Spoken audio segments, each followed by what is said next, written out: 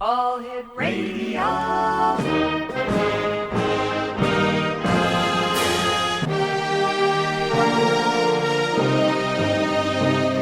Welcome to the X Zone, a place where fact is fiction and fiction is reality.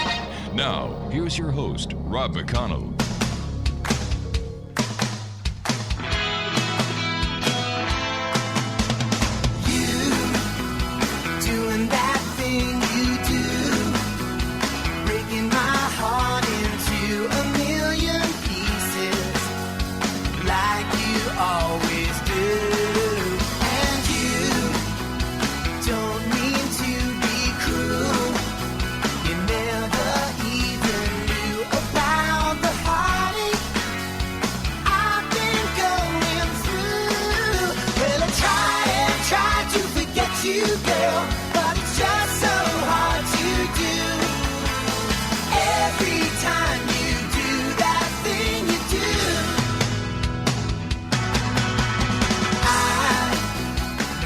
And good evening, one and all, and welcome back to the X Zone. I am Rob McConnell, and for the next 2 hours, I am your host and your guide as together we cross this time-space continuum to this place that I call the X Zone. It's a place where people dare to believe and dare to be heard. It's a place where fact is fiction and fiction is reality. And the X Zone comes to you Monday through Friday from 10 p.m. Eastern until midnight, right here from our broadcast center and studios in St. Catharines, Ontario, Canada, on your hometown radio, Classic 1220, and streamed around the world on classic1220.ca. If you'd like to send me an email, always glad to hear from our X-Zone Nation anywhere in the world, xzone at classic1220.ca. My first guest tonight, X-Zone Nation, is Eugene Crowley, and Paris has always been on the mind of Eugene Crowley. Since his hometown, St. Joseph, Missouri, was founded by a French fur trader by the name of Joseph Robidoux. For Gene, anything French reminded him of Paris. Before the end of his first decade in St. Joe, Gene saw Paris, and his father drove him down the parkway entrance, flanked on both sides by trees and shrubs, to Krug Park. Gene announced to himself, "This is Paris." In his first trip to Paris 4 decades later, Gene became dazzled by the art at the Louvre and experienced a light show that he was the only witness to. This regeneration of the spirit in the Louvre keeps Gene's mind on Paris. Joining me now from the Windy City, Chicago, is Eugene Crowley. And Eugene, welcome back to the X Zone. Great having you with us. It's good to be with you. Thank you. Eugene, tell our listeners more about you, who you are, and what drove you to the fascination and the sensation that you've had ever since with Paris? Well, I taught high school for 32 years, and I did grow up in a small town, St. Joseph, Missouri. It only had 78,000 people, and it was the third largest city in the state when I grew up, and I was just proud of it. And even though it was segregated, I just was full of energy. And I grew up with radio, and my mom bought me books every time she went downtown, if not every time, but, quite frequently. But I've always had this impression that the world is filled with good people. Also, I knew that there are some bad ones, but yet we don't emulate the bad. We try to emulate the good. And when I think before I was 11 years old, I read all the books in the children's library 3 times. And they were good books, and I enjoyed reading about the heroes. And the hero has always been a fascination with me, even with my hometown. I was 3 years old when I ran into the President Truman on the train exhibit, and I didn't know who he was, but there was a voice inside my head that announced that there he is. And I said, "Who, God?" And the voice says, "No, that's the President of the United States." So I've always liked my hometown, and like I said, since it had a French founder, I always associated anything with France to Paris. And it was a very quiet, laid-back town, and people weren't yelling and screaming and being disrespectful to people. And I loved it very much. I did spend most of my summers here in Chicago, and I fell in love with Chicago the second that I arrived. My uncle met my sister and me at the train station, the Union Station, and as soon as he met us, we started climbing steps. I had no idea where we were going, but we were climbing steps to an elevated train. And my first elevated train ride was when I was 6 years old, and I've been fascinated with elevated trains and subway lines ever since. But I just found that life as a little kid was exciting, and I just could not get enough of life. And when I visited Chicago, there were so many things to do that I really fell in love with the city the first time that I visited the city. Now, I understand that when you were in Paris, I believe it was in 1980, something happened very significant or very strange when you were at the Louvre. Yeah, it was in 1997. And believe it or not, I believe I programmed myself to have this spiritual regeneration, because I kept saying to myself that something's going to click in Paris. Something is going to click in Paris. And when I went to the Louvre, I must have been in the Louvre for 5 or 6 hours before I visited the art.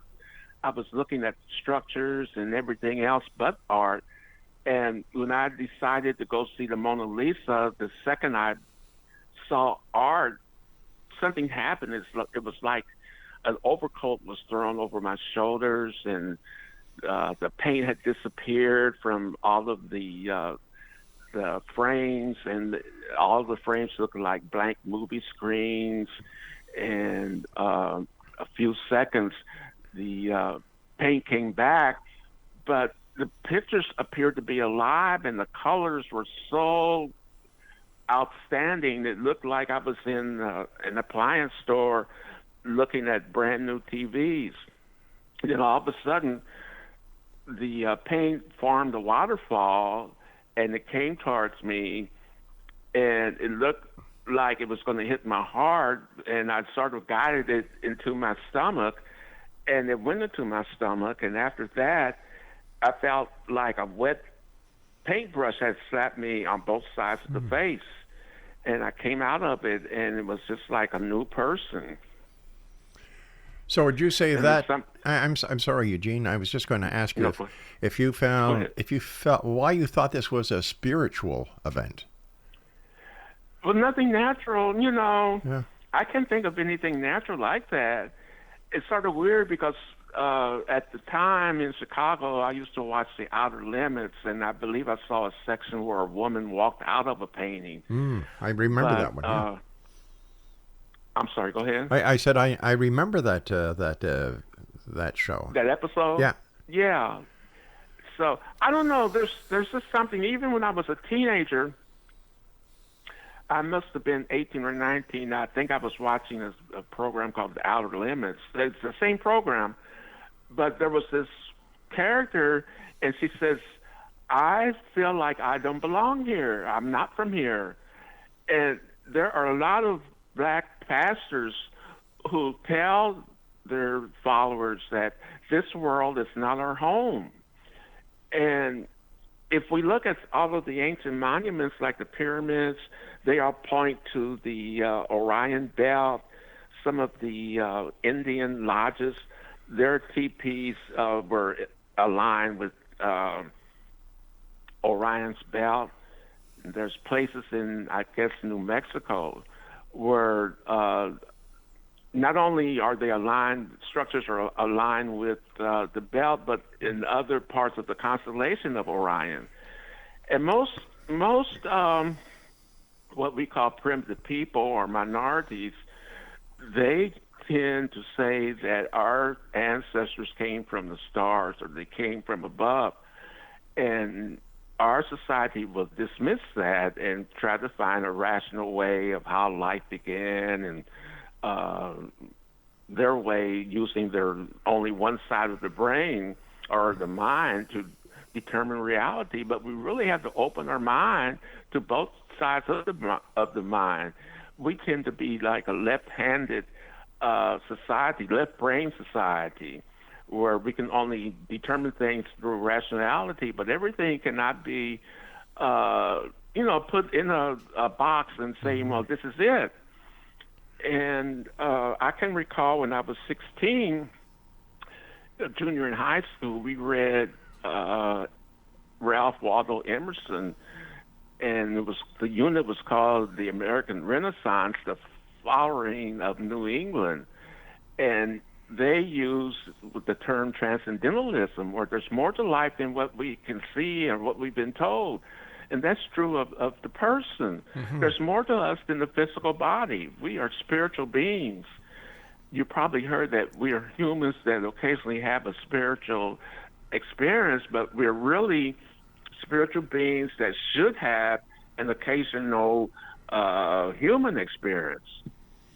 So it's more or less opening the mind, which many people cannot do because the media and academia will tell us, you have to think this way and do this way, and they denounce things that they don't understand, and it's very confusing to people who are still trying to find, the most important parts of life and the most important questions of life. Why are we here? And what is our role? What's our purpose? And I did my master thesis in 1989 on the meaning of life.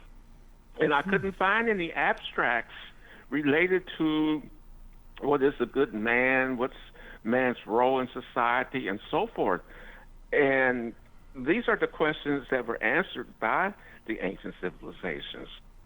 So the Roman orator Cicero says that not to know what one happened before one was born would leave that person in a perpetual state of childhood. And we must weave the wisdom of the past within our lives. And most in our society, they do not understand the wisdom of the past because there's so much involved in the everyday world and trying to impress people and trying to assert their scholarship over everybody. All right, Eugene, we have to take our first break. Please stand by. Exonation, Eugene Crowley is our special guest. And when we come back, we'll talk to Gene about his books, his trips, his spirituality, and much more. This is the X Zone. I am Rob McConnell, and we'll be back after this very short commercial break as we continue from our broadcast center and studios in St. Catharines, Ontario, Canada, on your hometown radio, Classic 1220, and streamed at classic1220.ca.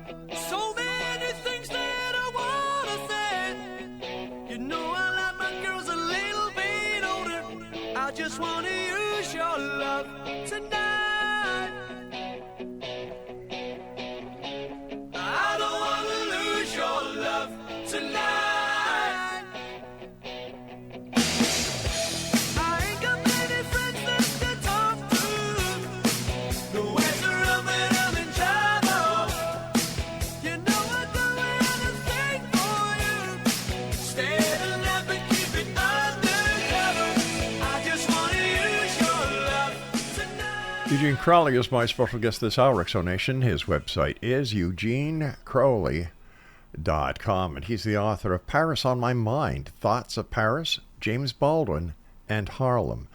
Then I believe that was in 2020. Who is James Baldwin? James Baldwin was a black writer, and he perhaps is still the best source for trying to reconcile the differences between our society and the past. And he, at 14, was a preacher. And as a preacher at 14, he was born again in the Spirit. And he wrote about the racial conflicts, racial social conflicts.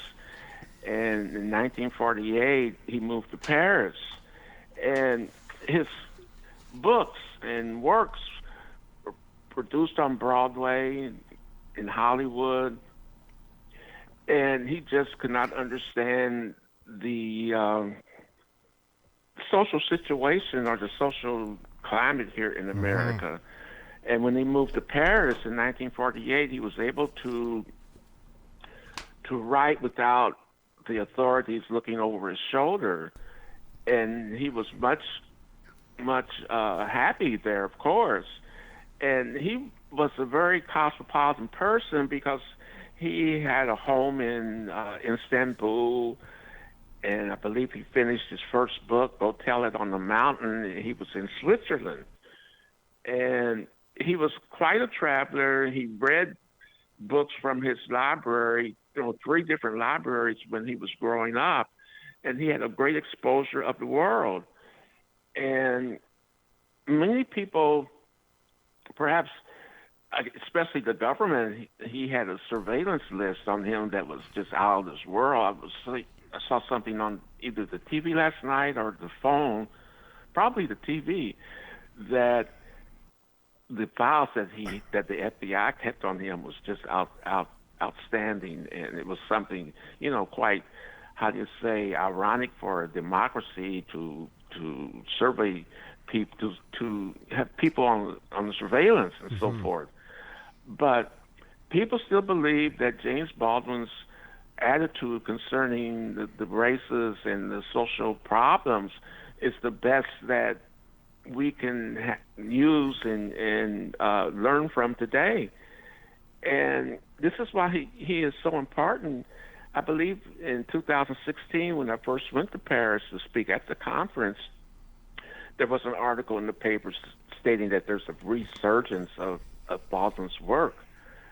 And it's something that many people learn because he takes a different approach. He didn't take racism or the social problems in a vacuum, but he gathered several items or entities that were related to people who displayed these social problems. Right. And basically, he said these people did not know themselves. And he just leaves it at that. But what he meant was that they did not know themselves as spirit.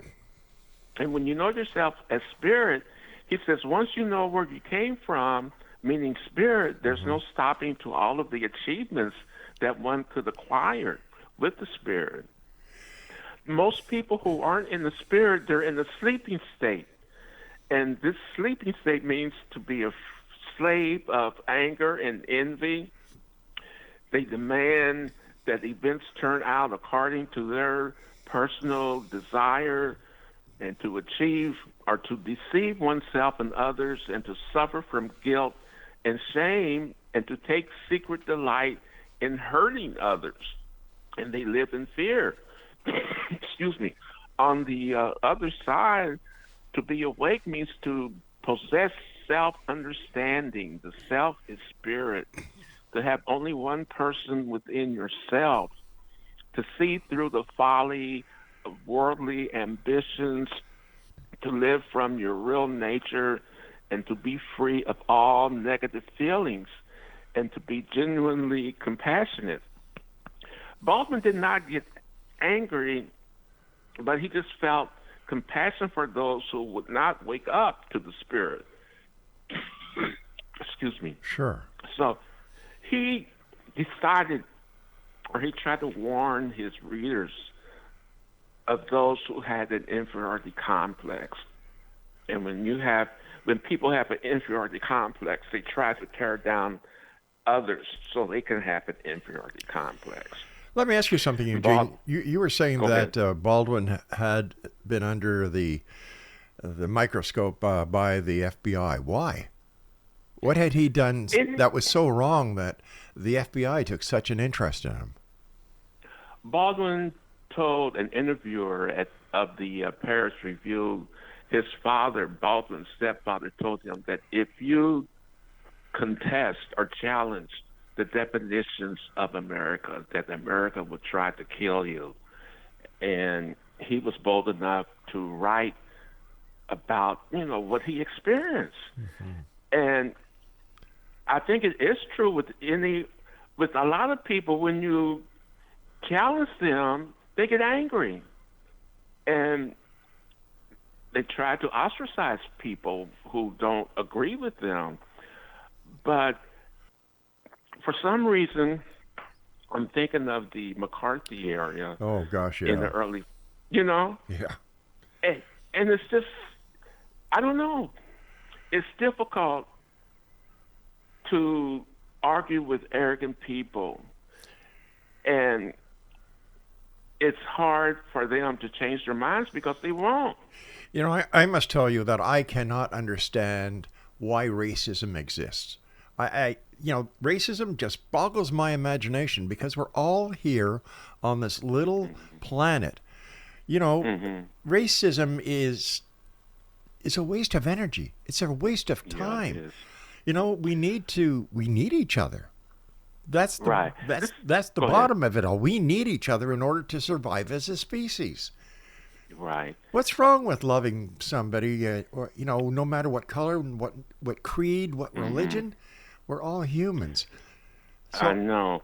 But Rob, I read many books about the Harlem Renaissance, and Baldwin was born during the Harlem Renaissance.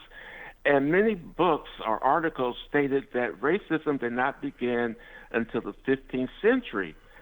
And it was later on I learned that when the New World was opened up, they needed people to, I guess, plow the land and so forth.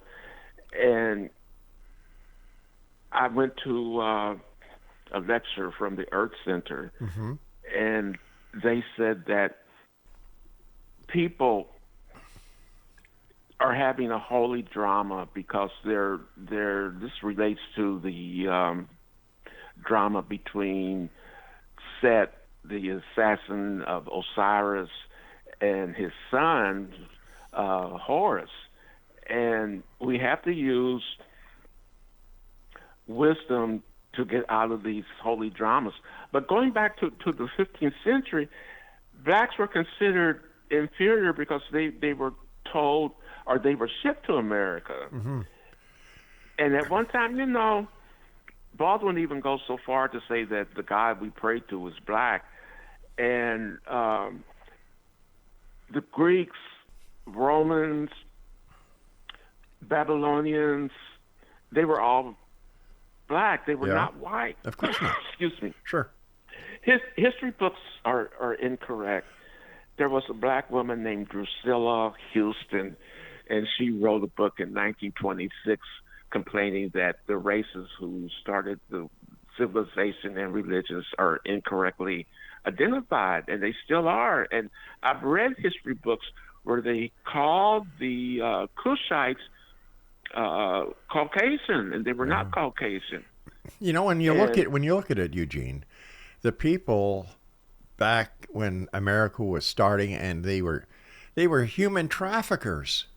There's no other way to put it. They were human traffickers. They were criminals. They're not heroes. Yeah.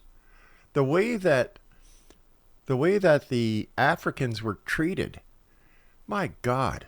And I wonder how many of these people call themselves Christians. It's, we're Christians, but many people aren't in the Christ consciousness. If you're in the Christ consciousness, you'll treat people like Jesus would have treated them. Do unto others as you would have them do unto you. Right, the golden rule, and that right. goes back to ancient Egyptian Mayan ethics. And the priority, or the not priority, the propriety. Right. That you just have to do the right thing. And I would just like to correct you on one thing that we were talking about what happened in the 15th century. What was it? Slavery? No, the opening of the new war. The racism began. Racism. In the 50s. Well, I want to just put my 2 cents in here. I think it started way back in biblical times, when you had the Egyptians and how they treated the Jews. Yeah. You know, because you were Jewish, you had, that's racism.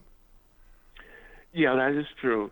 But the Jews learned about the one God from the Egyptians, even though many people think that the Egyptians were polytheistic, with all these different gods. Yeah. But what the Egyptians did, they honored the spirit of all living things. And but again, people still look down on Egypt because they held the children of Israel for 400 years Yeah, as that's slaves. right. Yeah. So, in my opinion, and we've got to go to a break in a few seconds. So in my opinion, human trafficking is nothing new. It's a dirty part of this world's history. And just like racism, it's up to us to eradicate it. And realize that we're all on this planet, we're all part of one another, and that in order to proceed and to go further and to evolve, we have to realize it and say, hey, listen, let's get rid of racism. Let's get rid of, whatever else is so negative that it brings the entire world down.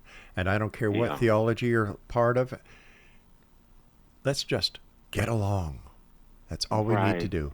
And you and I will be back on the other side of this short break, Eugene, so please stand by. All right.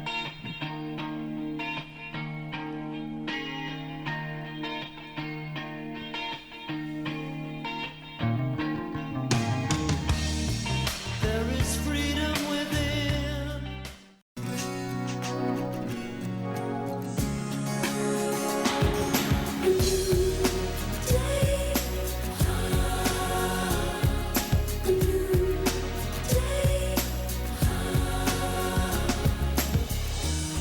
I was waiting for so long for a miracle to come. Everyone told me to be strong. Hold on and don't shed a tear. Through the darkness and good times.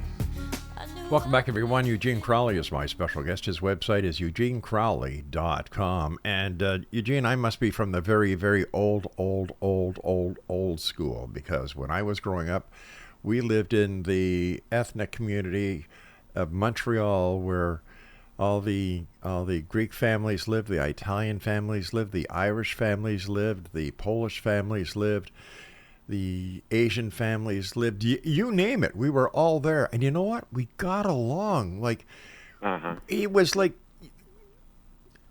we were all part of the same family. We went to school together. We exchanged holidays with each other. We went to each other's home for supper or for dinner. If one friend was sick, no matter what religion or what race they were, we did our best to help them out. And I don't know where things started going wrong. I don't know either. For some reason, I used to believe that the mid-'60s, I guess after Martin Luther King was assassinated, that the bottom of America just fell out. But Baldwin says that the blacks are, let me put it like, the whites are so entitled to be, superior. And he says that he knew that some whites did not believe this, but yet if they agree that they were not superior, they would lose their entitlement of being the superior race. But it's just, to me, it's something, they haven't grown up. And this is what Baldwin complains, that there's this immaturity that causes all of this nonsense about racism and bigotry. And we still have to open our minds to word wisdom, compassion and passion and integrity, honesty dwell. And that is close to most Americans because they have these superstitions that they're the greatest in the world. And it's hard for them to change their mind because they would lose their identity of being superior. That is sad, in my opinion. It is. Baldwin is sort of subtle because he says things, and if you don't really listen closely, we may not understand it because he tells the black people that they should teach their younger brothers, meaning the white race, that they have to live up to the words. If they want to change their reality, they must change themselves. And when you don't change yourself, it's like going through the terrible twos. Yeah. And I believe a lot of adults today are still going through the terrible twos because they want to be right all the time, and they will lie. They don't know how to communicate. They will violate people's opinions, fantasies, just to be right. And it's just they haven't grown up.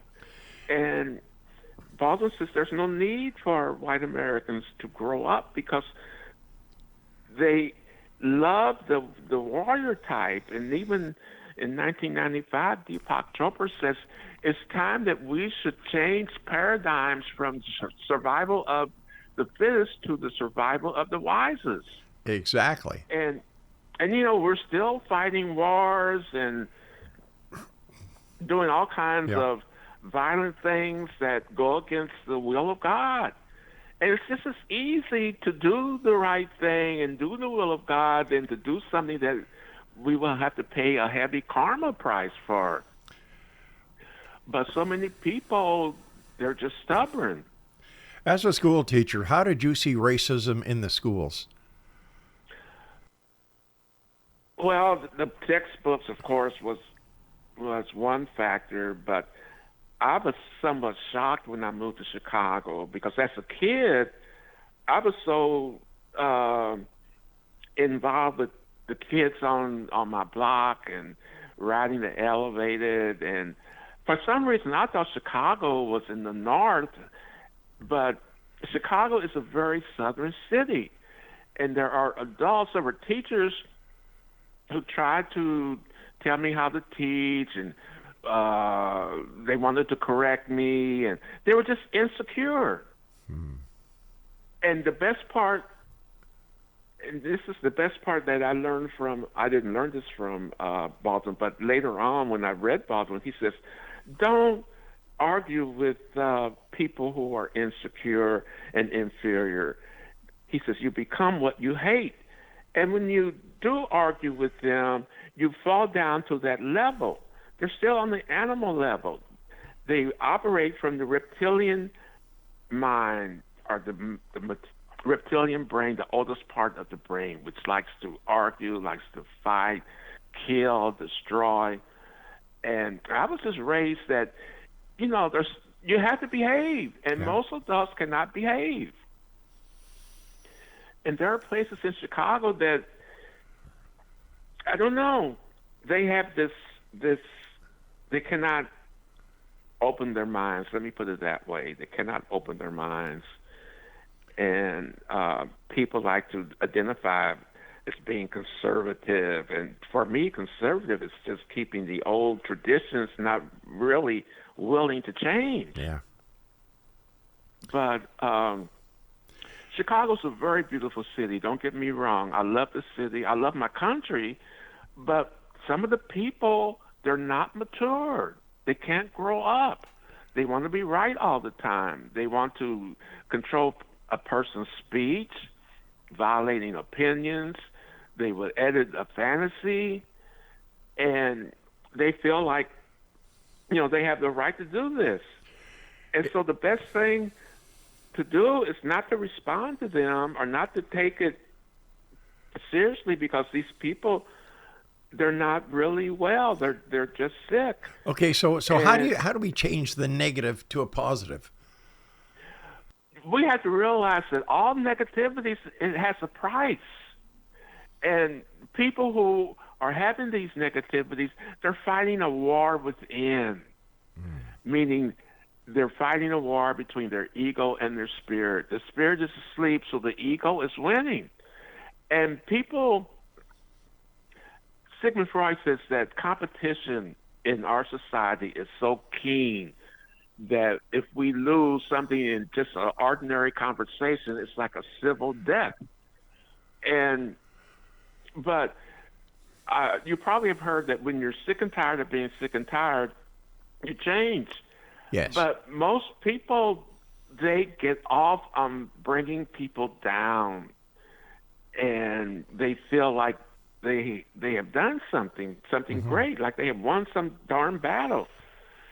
And I was very disappointed when men would approach me and try to intimidate me, talk about my clothes and what have you. I just ignored them.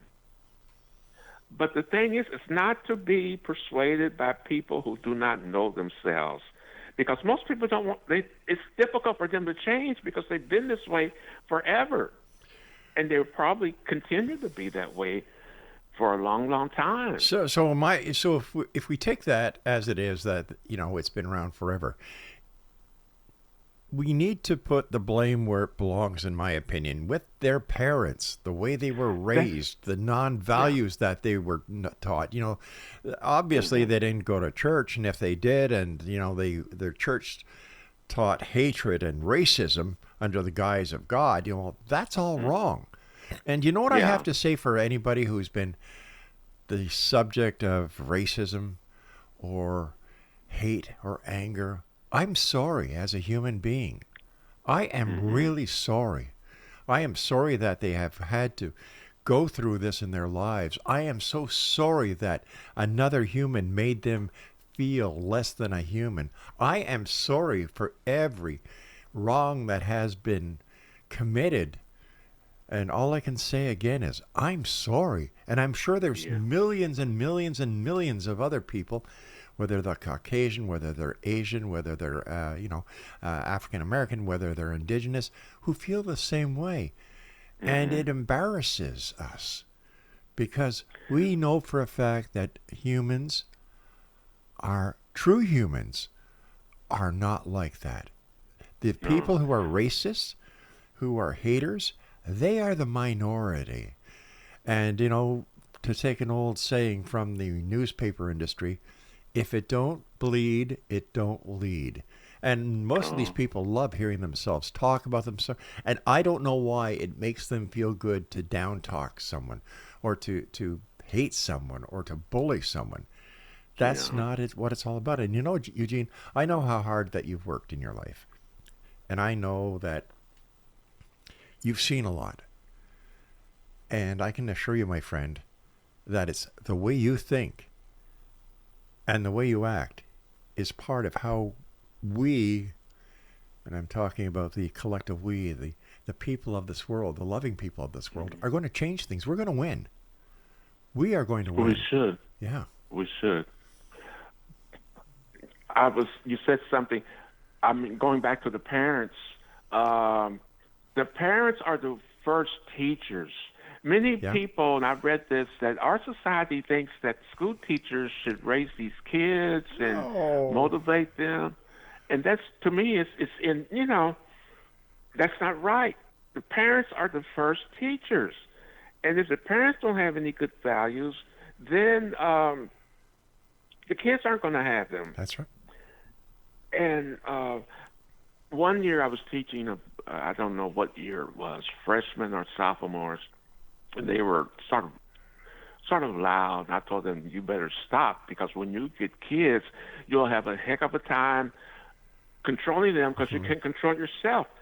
And when I said that, I turned around to see if someone was behind me who said that. I couldn't believe that I said that. Hey, Eugene, we have to take our final break, so please stand by. It's great talking to you, my friend.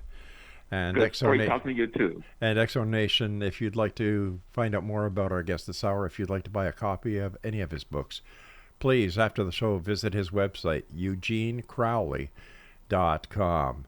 This is the X-Zone. I'm Rob McConnell. Eugene Crowley is my special guest, and we'll both be back on the other side of this short break as we wrap up this first hour of tonight's show here in the X Zone from our broadcast center and studios in St. Catharines, Ontario, Canada, on your hometown radio, Classic 1220, and streamed around the world on classic1220.ca.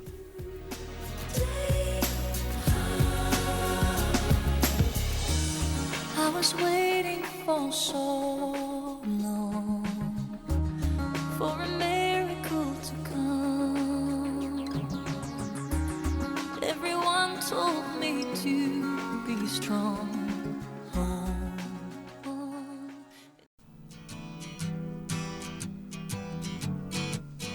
On the first part of the journey, I was looking at all the life.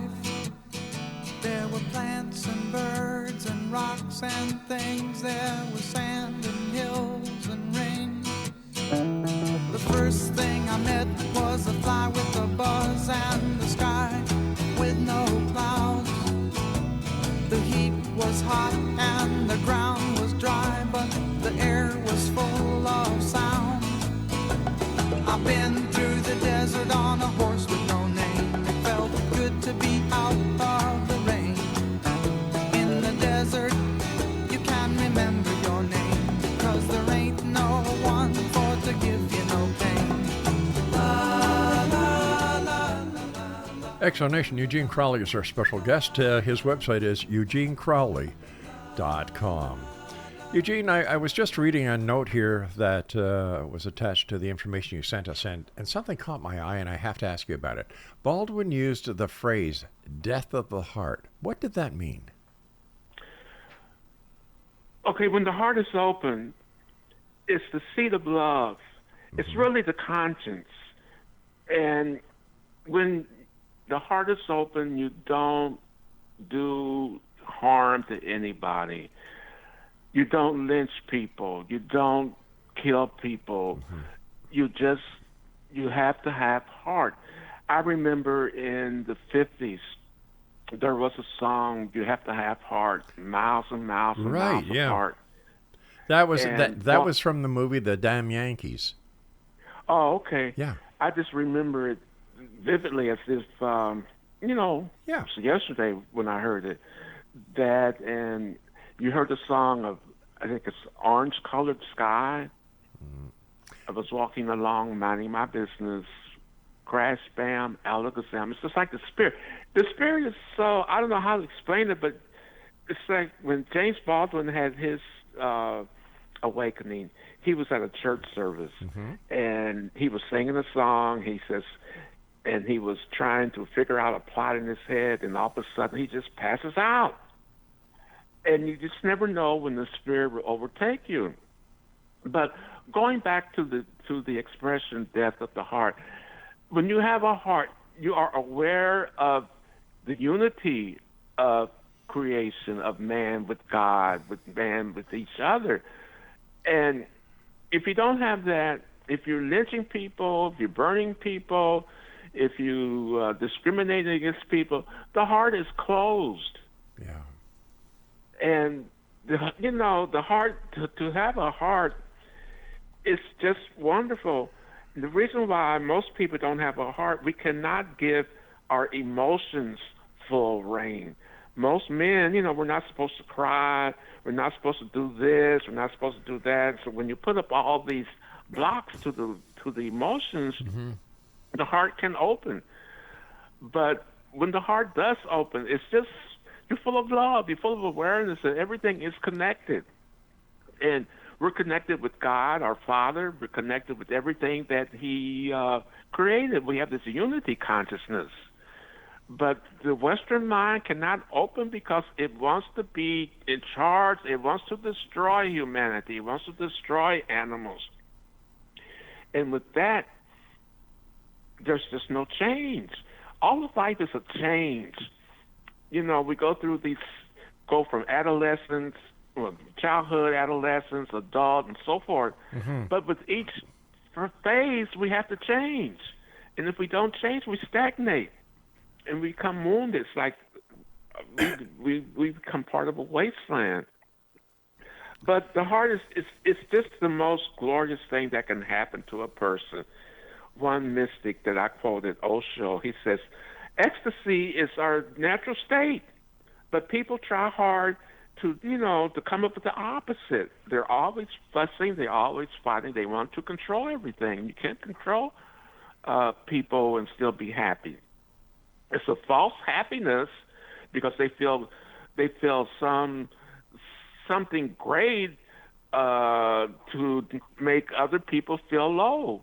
And we're supposed to be building people up. And when you have a heart, you just don't think about harming people. You lift them up. We were here to lift each other up, and also to save the planet. Exactly. But, the Western world has a different outlook. And they're their own worst enemy, because a person who lies, who steals, it's difficult for many of them to stop lying.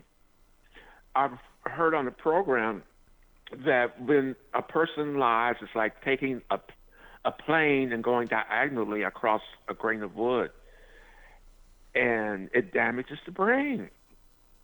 We don't believe in karma. Our society, the majority of our society, does not believe in karma. I believe in karma.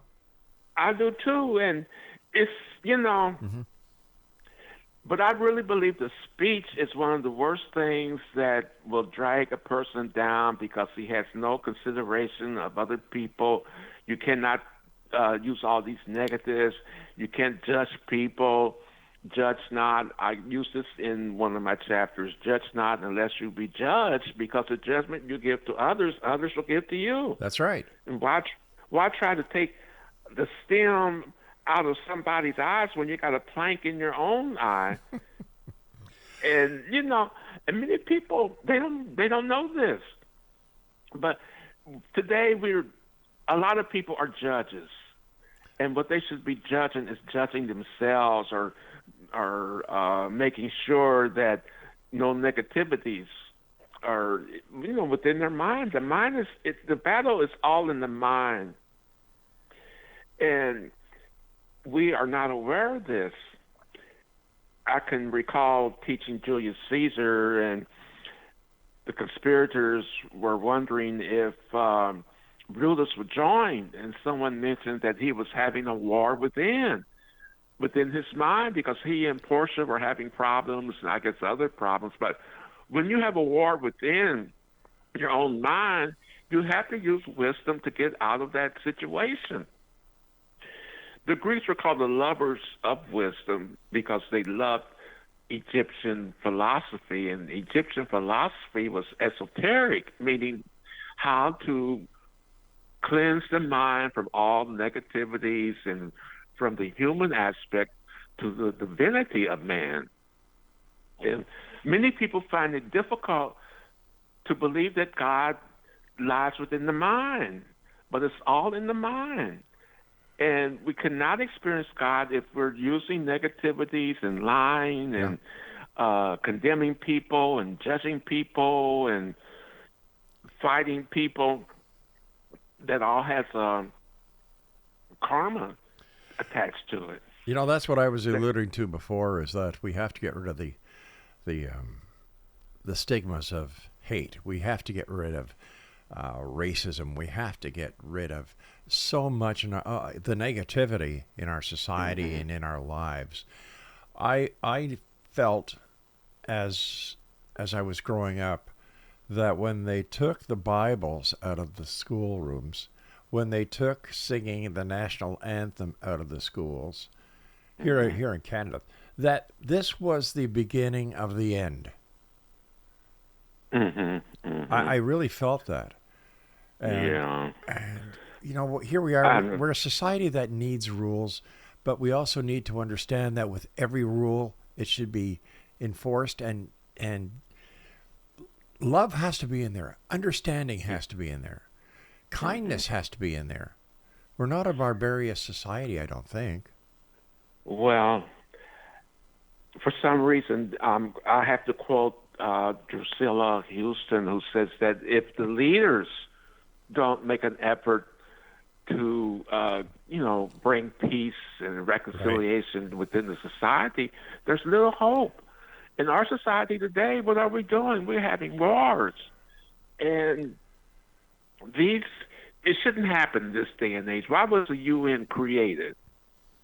A lot of people are asking that question these days. A lot of people wonder why. Why the United Nations? These are all, excuse me, Rob, I'm sorry, I didn't mean to cut you off. But, all of these Western arms, like NATO and the UN, United States of America, they're left brain, meaning that they can only decide things through war, and that's wrong. And like you said, have a reconciliation. Come together, talk. They don't want to do diplomacy. They just want to go to war and shoot and ask questions later, which is wrong. Why destroy a human? Why destroy an animal? And man is the greatest creation that God put on earth. And if we're made in His image, we have to act like that. We have to adopt the traits of God: honesty, love, patience, wisdom, creativity. But our society still believes in this: I'm bigger than you, I'm greater than you, I'm stronger than you, and that's not going to work. No, it's not. And we see that throughout the world today, where the big nations think that they can win. And let's take a look at what's happening between Russia and Ukraine. Russia thought they would just take over Ukraine in no time. And here we are. What is it? A year and a half, 2 years? It's still going on. And this little country of Ukraine is fighting for its survival against the big bear of Russia. Eugene, we have to go in a couple of minutes. So please let our listeners know how they can get a hold of you and where they can buy your book. Yeah. Go to my website, www.eugenecrowley.com, or go to Amazon ask for Paris on My Mind, Thoughts of Paris, James Baldwin, and Harlem. Eugene, thank you very much for joining us tonight. It's always been a pleasure for me to share time with you. Don't give up, my friend. I have faith in in mankind. I have faith that we will one day get the message that the only way to live is through peace and harmony. Right. Take and care. Order. And order. Eugene, take care of yourself, my friend. Okay. Thank you, Rob. Bye-bye, buddy. Good luck. Okay, bye-bye. And Exonation, if you'd like to get a copy of Eugene Crowley's book, visit his website, eugenecrowley.com, and his books are also available on Amazon.ca and Amazon.com. Now, I'll be back on the other side of this commercial break as we continue here in the X Zone with yours truly, Rob McConnell, from our broadcast center and studios in St. Catharines, Ontario, Canada. Stand by for Hour 2. We're coming to you from the broadcast center and studios in St. Catharines, Ontario, Canada, like I just said, right here on your hometown radio, Classic 1220, and streamed around the world on classic1220.ca. Begin with me. Let